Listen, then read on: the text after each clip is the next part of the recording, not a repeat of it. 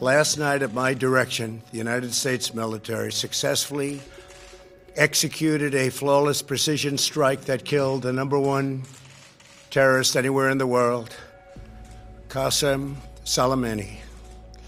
Soleimani was plotting imminent and sinister attacks on American diplomats and military personnel, but we caught him in the act and terminated him.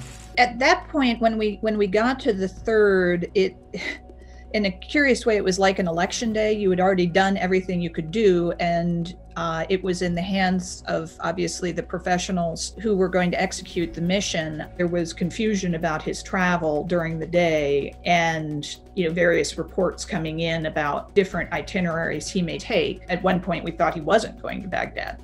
Than he was. And so that was really the lead-in to it.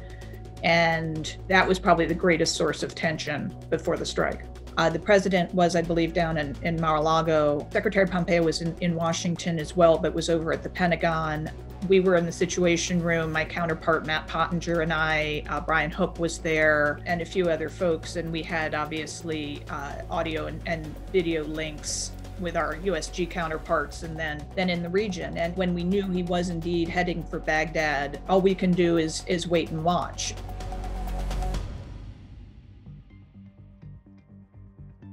It was an extraordinarily professionally executed maneuver. The truly kind of unusual aspect of it that most people probably wouldn't know about is then once it's happened, you wait for people to figure it out. And so you start to hear, oh, there's been a strike in Baghdad. Oh, my goodness. So the day itself is perhaps not as dramatic as most may think. The planning and then the president's decision or for the National Security Council staff, those were the momentous events. It had been an ongoing discussion, certainly over the summer after the shipping attacks and then after Abaqaiq and the very, very strong concerns that the Saudis had about their security. And so we were both beefing up that relationship, but what we very much didn't want was another attack, because the interesting thing about the Abaqaiq attack is it didn't work. What the Iranians wanted to achieve was a massive spike in oil prices. And that didn't happen. They were going to have to do something even more spectacular to get their desired result. And certainly we were seeing them ramp up their attacks on US bases and interests in Iraq. We had a contractor killed in December, which was a significant escalation. And some people like to kind of try to parse these things. Oh, it was a contractor. It could be a US service person. They're not using precision missiles here. So they are clearly willing to kill American diplomats and soldiers. And so, just because they missed in that particular case doesn't mean that the absolutely clear intent wasn't there. And so, the question then becomes for the decision makers, do you wait until they actually kill one of our people?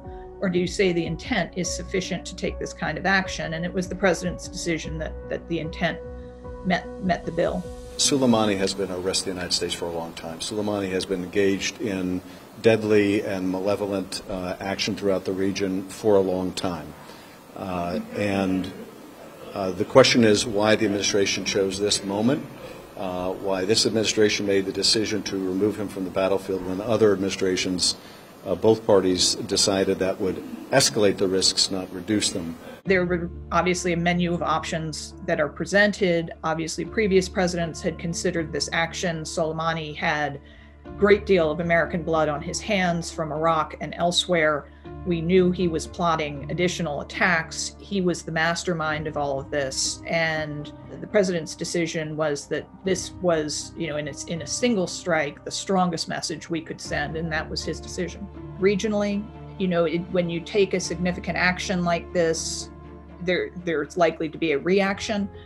Surprisingly, there was very little, but obviously being prepared for what Tehran might do was a major concern. We took action last night to stop a war. We did not take action to start a war. My feeling is that we're going to be blamed anyway, so we may as well get the credit. And I think Iran has traditionally been something of a bully in the region. They're happy to throw their weight around when there isn't much resistance, but if you push back on them hard, they tend to be a little bit more timid. And so I think ultimately the president decided, this was an extremely significant, serious action that he had decided to take, and he was not going to tergiversate about it. He was just going to say, this is what we've done and this is why. It gave a great deal of clarity to the situation. It was an amazing and historic moment, and we definitely felt the gravity of it. It was not something to be taken in any way lightly, but it was, I think, really a turning point in the presidency, and one of the truly historic moments that I was privileged to witness.